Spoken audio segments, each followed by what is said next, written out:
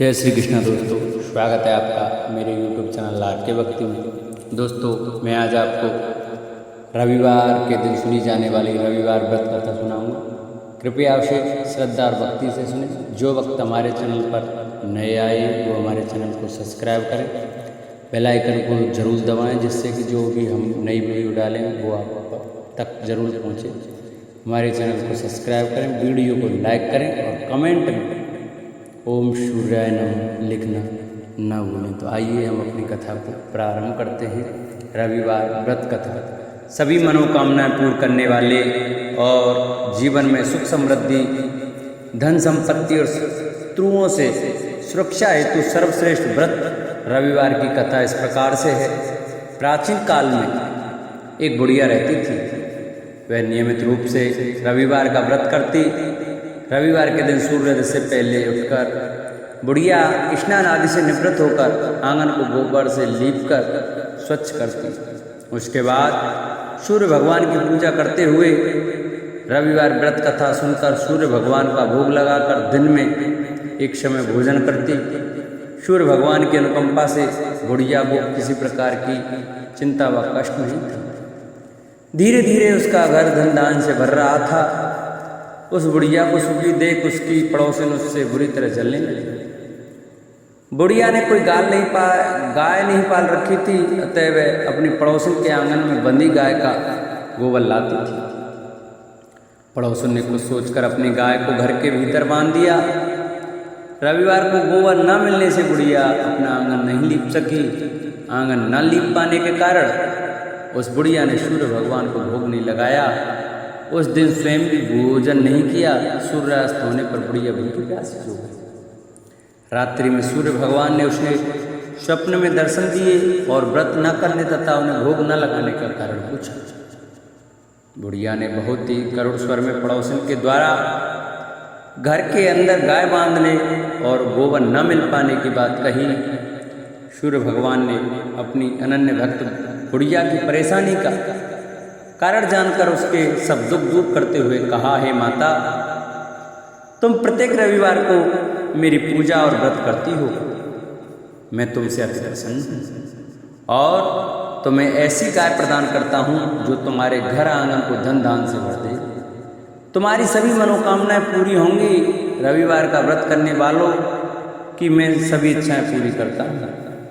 मेरा व्रत करने व कथा सुनने से बांझ स्त्रियों को पुत्र की प्राप्ति होती है। स्वप्न में उस बुढ़िया को ऐसा वरदान देकर सूर्य भगवान अंतर्ध्यान हो गए। प्रातःकाल सूर्योदय से पूर्व उस बुढ़िया की आंख खुली तो वह अपने घर के आंगन में सुंदर गाय और बछड़े को देखकर हैरान हो। गाय को आंगन में बांधकर उसने जल्दी से उसे चारा लाकर खिलाया। पड़ोसिन ने उस बुढ़िया के आंगन में बंधी सुंदर गाय और बछड़े को देखा तो वह उससे और अधिक जलने लगी। तभी गाय ने सोने का गोबर किया। गोबर को देखते ही पड़ोसिन की आंखें फट गई। पड़ोसिन ने उस बुढ़िया को आसपास ना पाकर तुरंत उस गोबर को उठाया और अपने घर ले गई तथा अपनी गाय का गोबर वहां रखा। सोने के गोबर से पड़ोसिन कुछ ही दिनों में धनवान हो गई। गाय प्रतिदिन सूर्योदय से पूर्व सोने का गोबर किया करती थी और बुढ़िया के उठने से पहले पड़ोसिन उस गोबर को उठा ले जाती थी। बहुत दिनों तक बुढ़िया को सोने के गोबर के बारे में कुछ पता नहीं चला। बुढ़िया पहले की तरह हर रविवार को भगवान सूर्यदेव का व्रत करती रही और कथा सुनती रही। लेकिन सूर्य भगवान को जब पड़ोसिन की चालाकी का पता चला तो उन्होंने तेज आंधी चलाई। आंधी का प्रकोप देखकर बुढ़िया ने गाय को घर के भीतर बांध दिया। सुबह उठकर बुढ़िया ने सोने का गोबर देखा। उसे बहुत आश्चर्य हुआ। उस दिन के बाद बुढ़िया गाय को घर के भीतर बांधने लगी। सोने के गोबर से बुढ़िया कुछ ही दिन में बहुत धनी हो गई। उस बुढ़िया के धनी होने से पड़ोस में बुरी तरह जल भरकर राख हो गई और उसने अपने पति को समझा बुझाकर उस नगर के राजा के पास भेज दिया। राजा को जब बुढ़िया के पास सोने के गोबर देने वाली गाय के बारे में पता चला तो उसने अपने सैनिक भेजकर बुढ़िया की गाय लाने का आदेश दिया। सैनिक उस बुढ़िया के घर पहुंचे। उस समय बुढ़िया सूर्य भगवान को भोग लगाकर स्वयं भोजन ग्रहण करने वाली थी।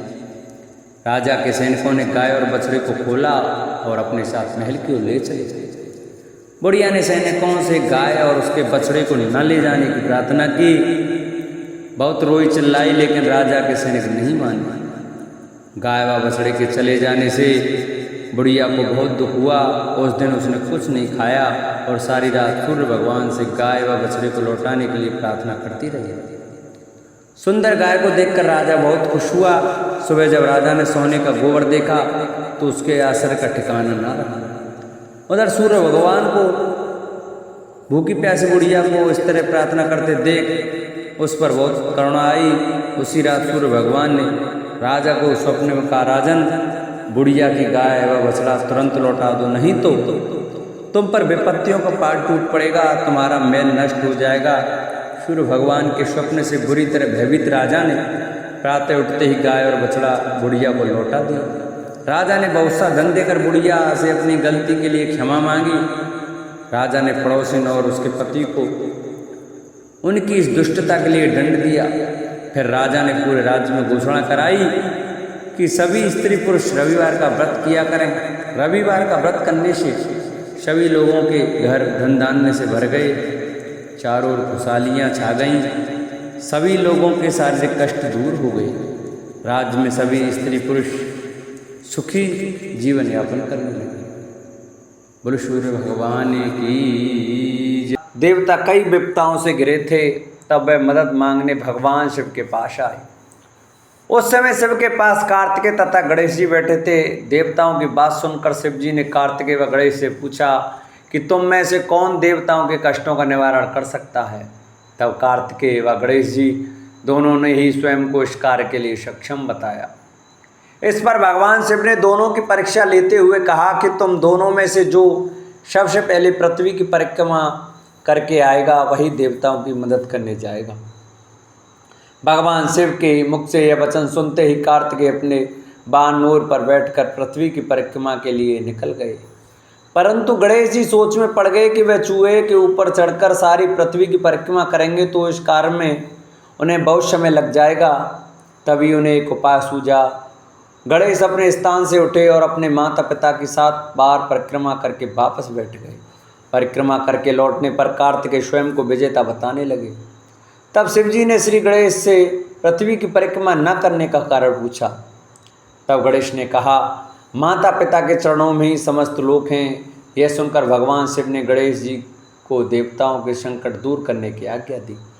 इस प्रकार भगवान शिव ने गणेश जी को आशीर्वाद दिया कि चतुर्थी के दिन जो तुम्हारा पूजन करेगा और रात्रि में चंद्रमा को अर्घ देगा उसके तीनों ताप यानी दैहिक ताप, देविक ताप तथा भौतिक ताप दूर होंगे। इस व्रत को करने से व्रतधारी के सभी तरह के दुख दूर होंगे और उसे जीवन के भौतिक सुखों की प्राप्ति होगी। चारों तरफ से मनुष्य की सुख समृद्धि बढ़ेगी। पुत्र पौत्रादि धन ऐश्वर्य की कमी नहीं रहेगी। एक समय की बात है, राजा हरिश्चंद्र के राज्य में एक कुमार था। वह मिट्टी के बर्तन बनाता, लेकिन वे कच्चे रह जाते थे।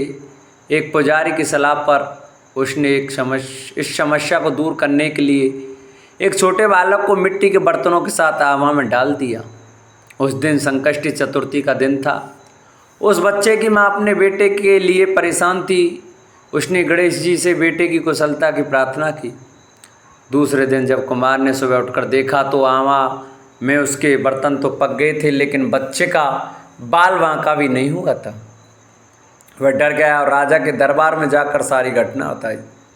इसके बाद राजा ने उस बच्चे और उसकी माँ को बुलवाया तो माँ ने सभी तरह के विघ्न को दूर करने वाली संकष्टी चतुर्थी का वर्णन किया। इस घटना के बाद से महिलाएं संतान और परिवार के सौभाग्य के लिए संकट चौथ का व्रत करने लगी। एक समय की बात है कि विष्णु भगवान का विवाह लक्ष्मी जी के साथ निश्चित हो गया। विवाह की तैयारी होने लगी। सभी देवताओं को निमंत्रण भेजे गए, परंतु गणेश जी को निमंत्रण नहीं दिया। कारण जो भी रहा हो, अब भगवान विष्णु की बारात जाने का समय आ गया। सभी देवता अपनी पत्नियों के साथ विवाह समारोह में आए। उन सब ने देखा कि गणेश जी कहीं दिखाई नहीं दे रहे हैं। तब वे आपस में चर्चा करने लगे कि क्या गणेश जी को नहीं नौता या स्वयं गणेश जी ही नहीं आए हैं। सभी को इस बात पर आश्चर्य होने लगा। तभी सबने विचार किया कि विष्णु भगवान से ही इसका कारण पूछा जाए। विष्णु भगवान से पूछने पर उन्होंने कहा कि हमने गणेश जी के पिता भोलेनाथ महादेव को न्योता भेजा है। यदि गणेश जी अपने पिता के साथ आना चाहते तो आ जाते, अलग से न्योता देने की कोई आवश्यकता नहीं थी। दूसरी बात यह है कि उनको 1.25 मन मूंग, 1.25 मन चावल, 1.25 मन घी और 1.25 मन लड्डू का भोजन दिन भर में चाहिए। यदि गणेश जी नहीं आएंगे तो कोई बात नहीं, दूसरे के घर जाकर इतना सारा खाना पीना अच्छा भी नहीं लगता। इतनी वार्ता कर ही रहे थे कि किसी एक ने सुझाव दिया, यदि गणेश जी आ भी जाएं तो उनको द्वारपाल बनाकर बैठा देंगे कि आप घर की याद रखना। आप तो चूहे पर बैठकर धीरे धीरे चलोगे तो 12 से बहुत पीछे रह जाओगे। यह सुझाव भी सबको पसंद आ गया, तो विष्णु भगवान ने भी अपनी सहमति दे दी। होना क्या था कि इतने में गणेश जी वहाँ पहुँचे और उन्हें समझा बुझाकर घर की रखवाली करने बैठा दिया। बारात चल दी, तब नारद जी ने देखा कि गणेश जी तो दरवाजे पर ही बैठे हुए हैं, तो वे गणेश जी के पास गए और रुकने का कारण पूछा। गणेश जी कहने लगे कि विष्णु भगवान ने मेरा बहुत अपमान किया है। नारद जी ने कहा कि आप अपनी मूषक सेना को आगे भेज दें तो वह रास्ता खोद देगी, जिससे उनके बाण धरती में धंस जाएंगे। तब आपको सम्मानपूर्वक बुलाना पड़ेगा। अब तो गणेश जी ने अपनी मूषक सेना जल्दी से आगे भेज दी और सेना ने जमीन पोली कर दी। जब बारात वहाँ से निकली तो रथ के पहिए धरती में धंस गए। लाख कोशिश करें परंतु पहिए नहीं निकले। सभी ने अपने अपने उपाय किए परंतु पहिए तो नहीं निकले, बल्कि जगह जगह से टूट गए। किसी की समझ में नहीं आ रहा था कि अब क्या किया जाए। तब तो नारद जी ने कहा, आप लोगों ने गणेश जी का अपमान करके अच्छा नहीं किया। यदि उन्हें मना कर लाया जाए तो आपका कार्य सिद्ध हो सकता है और यह संकट टल सकता है। शंकर भगवान ने अपने दूत नंदी को भेजा और वे गणेश जी को लेकर आए। गणेश जी का आदर सम्मान के साथ पूजन किया। तब कहीं रथ के पहिए निकले। अब रथ के पहिए निकल तो गए परंतु वे टूट फूट गए, तो उन्हें सुधारे कौन। पास के खेत में खाती काम कर रहा था, उसे बुलाया गया। खाती अपना कार्य करने के पहले श्री गणेशाय नमः कहकर गणेश जी की वंदना मनी मन करने लगा। देखते ही देखते खाती ने सभी पहियों को ठीक कर दिया। तब खाती कहने लगा कि हे देवताओं, आपने सर्वप्रथम गणेश जी को नहीं मनाया होगा और ना ही उनकी पूजा की होगी, इसलिए तो आपके साथ ये संकट आया है। हम तो मूर्ख अज्ञानी हैं, फिर भी पहले गणेश को पूजते हैं, उनका ध्यान करते हैं। आप लोग तो देवतागण हैं, फिर भी आप गणेश जी को कैसे भूल गए। अब आप लोग भगवान श्री गणेश जी की जय बोलकर जाएं तो आपके सब काम बन जाएंगे और कोई संकट भी नहीं आएगा।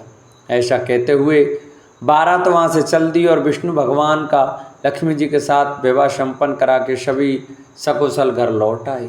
हे गणेश जी महाराज, आपने विष्णु को जो कार्य सवार्यो ऐसा कार्य सबको सिद्ध कर दो। बोलो गजानन भगवान की जय। कथा के अनुसार एक बार भगवान शिव तथा माता पार्वती नदी के किनारे बैठे थे। वह माता पार्वती ने भगवान शिव से समय व्यतीत करने के लिए चौपड़ खेलने को कहा। शिव चौपड़ खेलने के लिए तैयार हो गए, परंतु इस खेल में हार जीत का फैसला कौन करेगा, यह प्रश्न उनकी समझ में उठा। तो वह भगवान शिव ने कुछ दिन के एकत्रित कर उसका एक पुतला बनाकर उसकी प्राण प्रतिष्ठा कर दी और पुतले से कहा, बेटा हम चौपड़ खेलना चाहते हैं परंतु हमारी हार जीत का फैसला करने वाला कोई नहीं है, इसलिए तुम बताना कि हम दोनों में से कौन हारा और कौन जीता। उसके बाद भगवान शिव और माता पार्वती का चौपड़ खेल शुरू हो गया। यह खेल 3 बार खेला गया और संयोग से तीनों बार माता पार्वती ही जीत गईं। खेल समाप्त होने के बाद बालक से हार जीत का फैसला करने के लिए कहा गया, तो उस बालक ने महादेव जी को विजयी बताया। यह सुनकर माता पार्वती क्रोधित हो गई और क्रोध में उन्होंने बालक को लंगड़ा होने, कीचड़ में पड़े रहने का शाप दे दिया। बालक ने माता पार्वती से माफ़ी मांगी और कहा कि यह मुझसे अज्ञानतावश ऐसा हुआ है, मैंने किसी द्वेष भाव से ऐसा नहीं किया। बालक द्वारा क्षमा मांगने पर माता ने कहा